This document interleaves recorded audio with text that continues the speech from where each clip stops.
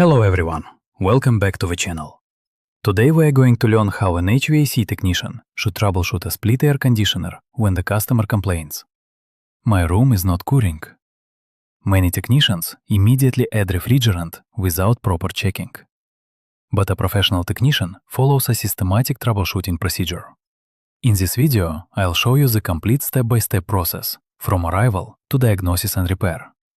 Let's get started. Step 1. Talk to the customer. The first step is customer communication. Ask these questions. When did the problem start? Is the AC running continuously? Is cooling weak or completely absent? Any unusual noises? Has anyone repaired it recently? This information helps identify possible causes before opening the unit. Step 2. Check thermostat settings. Before opening anything, verify. Mode is cool. Temperature set below room temperature. Fan speed is high or auto. Remote control working properly. Sometimes the issue is simply incorrect settings. Step 3. Check indoor airflow. Now inspect the indoor unit. Look for dirty air filters, blocked evaporator coil, weak airflow from supply vents. Remove and inspect the filters. A dirty filter restricts airflow and reduces cooling efficiency. If filters are clogged, clean them before continuing. Step 4. Measure return and supply air temperature. Use a digital thermometer. Measure return air temperature, supply air temperature. Normally the temperature difference should be 8 degrees Celsius to 12 degrees Celsius, or 15 degrees Fahrenheit to 20 degrees Fahrenheit. If the temperature difference is very low, further diagnosis is required. Step 5. Inspect outdoor unit. Go to the outdoor unit. Check condenser fan running, compressor running, no unusual vibration, no excessive dirt on condenser coil. A dirty condenser coil causes poor heat rejection and poor cooling. Clean if necessary. Step 6. Check electrical components.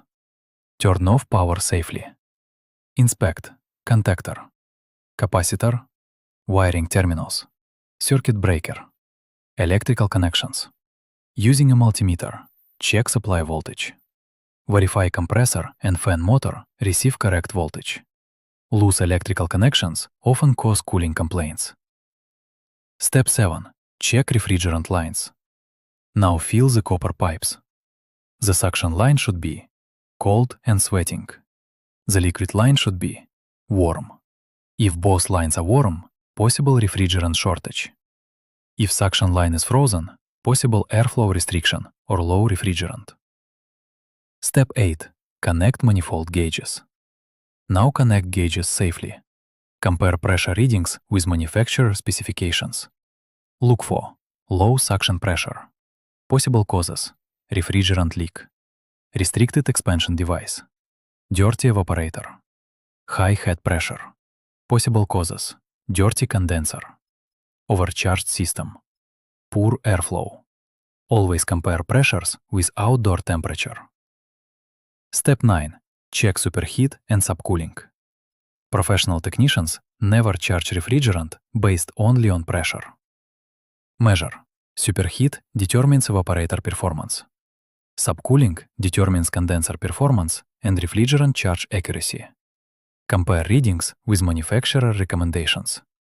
This confirms whether refrigerant charge is correct. Step 10. Check for refrigerant leaks. 1200 to 1300. If low refrigerant is suspected, check flare connections, service valves, indoor coil, outdoor coil. Use electronic leak detector or soap bubble solution. Repair leaks before adding refrigerant. Never simply top up gas without finding the leak. Measure compressor amperage, compressor temperature, voltage. Compare amp draw with nameplate rating.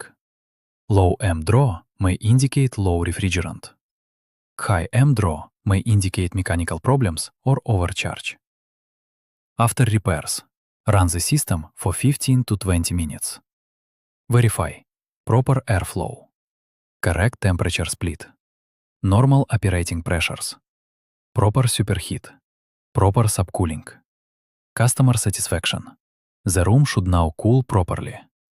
Whenever you receive a complaint that a split AC is not cooling, don't guess. Follow a professional troubleshooting sequence.